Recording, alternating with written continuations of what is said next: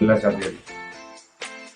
पहले सबसे पहले मैं एबीपी न्यूज का शुक्रिया अदा करना चाहता हूं और शेख मोहम्मद सिराज ने जो एपीजे अब्दुल कलाम हॉस्पिटल उनके नाम से बनाया है उसकी मैं एक थोड़ी सी शॉर्ट में एक बता देता हूँ। यहाँ गवंडी की आवाम के पास हॉस्पिटल नहीं था। यहाँ की आवाम को बड़ी दिक्कत थी, राजावाड़ी साइन जाना पड़ता था। हमने बैठ के मशवरा किया कि शेख मोहम्मद सिराज यहाँ एक हॉस्पिटल नहीं है, आवाम को बहुत तकलीफ होती है। तो शेख मोहम्मद सिराज स्टैंडिंग कमेटी में थे। सोशल मीडिया सर आप अब्दुल कलाम आजाद का 90 जो आपने जो अपने हॉस्पिटल खोल के रखे थे, असल तो ऐसे ना किसी ने भी उनके नाम पे कुछ भी नहीं किया, लेकिन आपने कैसे किए? और यहाँ पे तो बड़े बड़े लोग, बड़े बड़े पॉलिटिशियन अगर आपने क्यों नहीं किए? आपने किए, इसके बारे में आप कुछ बोले उनके नाम पे जो खोले हॉस्पिटल।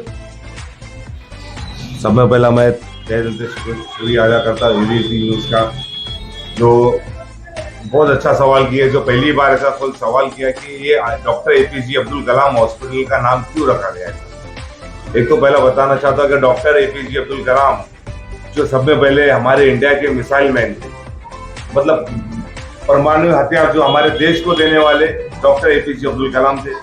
राष्ट्रपति जो हमारे डॉक्टर एपीजे अब्दुल कलाम थे। एक मुसलमान की शान डॉक्टर एपीजे अब्दुल कलाम और एक अच्छे इंसान जो डॉक्टर एपीजे अब्दुल कलाम। आज देखो पूरे महाराष्ट्र के अंदर, ये शायद मेरे ख्याल से पूरे इंडिया के अंदर कोई ऐसा हॉस्पिटल नहीं है जिसका नाम डॉक्टर एपीजे अब्दुल कलाम है। वो डॉक्टर थे और ये डॉक्टर से रिलेटेड ही पूरी चीजें, तो इसलिए हमने उनका नाम दिए, उनकी यादों में ताज़ा किए कि हम बताना चाहते हैं हमारे सभी भाइयों को कि एक मुसलमान राष्ट्रपति बन सकता है जब उसके बाद एक अच्छा इंसान हो, एक एजुकेशन अच्छी हो, उनकी एक विचारधारा अच्छी हो, तो इंशाल्लाह वो बड़े से बड़े ओहदे पे जा सकता है। इसीलिए हमको उनकी यादें हमेशा आती हुई पीढ़ी तक ताज़ा रहे, इसलिए हमने उनका नाम रखे। और जो हॉस्पिटल के आप बताना चाहते, जो जो हॉस्पिटल है डॉक्टर एपीजे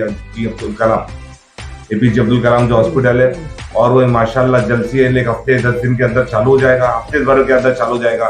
उसके अंदर NICU है, उसके अंदर डेंटल केयर है पूरा, उसके अंदर ऊपर उसके अंदर वेंटिलेटर है, उसके अंदर बच्चे हॉस्पिटल के अंदर ऑपरेशन हो सकता है, डिलीवरी की पूरे इंतजाम किए गए। वो हॉस्पिटल एक ऐसी टेक्नोलॉजी है, हॉस्पिटल है जो मतलब पूरे जाने के बाद अगर कोई एक माँ जाती है जो डिलीवरी के लिए, तो उसके लिए कोई दूसरे हॉस्पिटल में जाने की जरूरत नहीं पड़ेगी। इंशाल्लाह वो हॉस्पिटल से ही उसकी हर चीज की फैसिलिटी पूरी उसको सुविधा मिलेगी, इंशाल्लाह जल्द से जल्द खत्म हो जाएगी।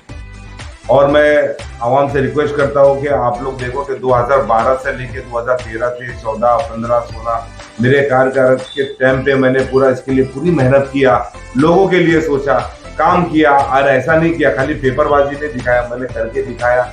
मैंने वो टाइम पे मुंबई कमिश्नर को लेके आया था, एडिशनल कमिश्नर को लेकर मनीषा मैस्कर को लेके आया था, एडिशनल कमिश्नर फिर संजय देशमुख साहब को लेके आया था। उनकी वही हॉस्पिटल के अंदर ज्वाइंट मीटिंग हुई थी, वो हॉस्पिटल में हम लोग 3-4 बार विजिट करके काम चालू किए। वो टाइम पे प्रपोजल पास हुआ गया। मेरे कार्यकाल में 2017 में मैंने पहले हथौड़ा मार के काम चालू किया। वो ओपनिंग के टाइम पे अपना ऑफिसर थे, वार्ड ऑफिसर हम लोग मिलकर उसका उद्घाटन किया। यहाँ की गौंडी की आवाम थी।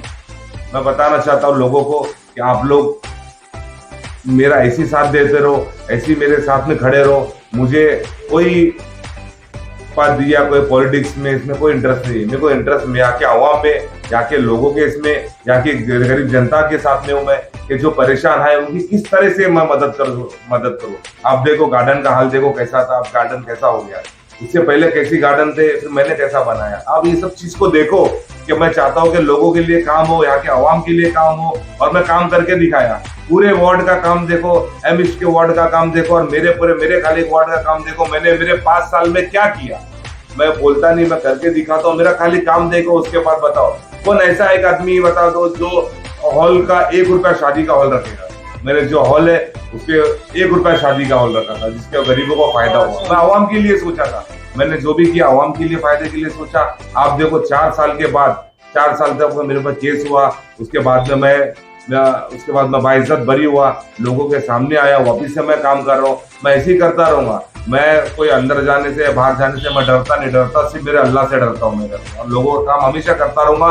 और इंशाल्लाह मेरे को आवाम से उम्मीद है कि आवाम मुझे मेरा साथ ऐसी देगी। मैं लोगों के लिए खड़ा था, इसके बाद भी आगे भी खड़ा रहूंगा, करता रहूंगा इंशाल्लाह। आप देखो हॉस्पिटल के अंदर वेंटिलेटर भी आ गया है और भी बहुत सी सुविधा है। ये मैं खाली बताना चाहता हूँ, 4 साल पहले ये क्यों नहीं हुआ, आज ये क्यों हो रहा है?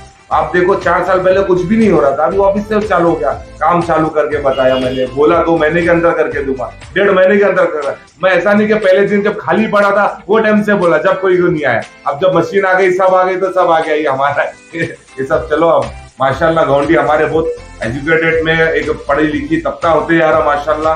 और मैं देखो यहाँ पे यूपीएससी से भी लोग बन रहे, एडवोकेट बन रहे माशाल्लाह, उनको सब मालूम है। खाली पेपर वार्ड में डालने से और डिस्कस करने से नहीं होता है, काम नहीं होता, काम होता है तरीके से होता है, सिस्टम से होता है।